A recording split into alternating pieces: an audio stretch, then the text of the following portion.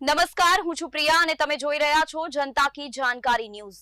નજર કરીએ આજના સમાચાર। સુરત શહેર ટ્રાફિક પોલીસ દ્વારા રોંગ સાઇડ આવતા વાહન ચાલકો સામે કડક કાર્યવાહી।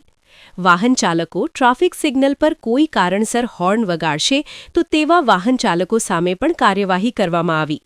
સુરત ટ્રાફિક પોલીસ દ્વારા વાહન ચાલકો સામે વધુ કડકથી કડક કાર્યવાહી કરવામાં આવી।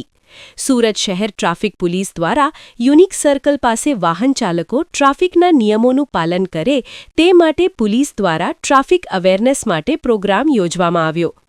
વાહન ચાલકો રોંગ સાઇડ જતા હોય અને ગફલત રીતે હોર્ન વગાડતા હોય તેવા વાહન ચાલકો સામે કાર્યવાહી કરવામાં આવી।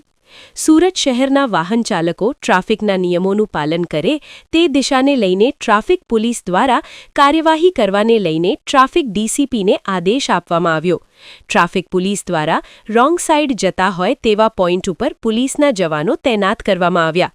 રિપોર્ટર સુનિલ ગાંજાવાલા, સુરત।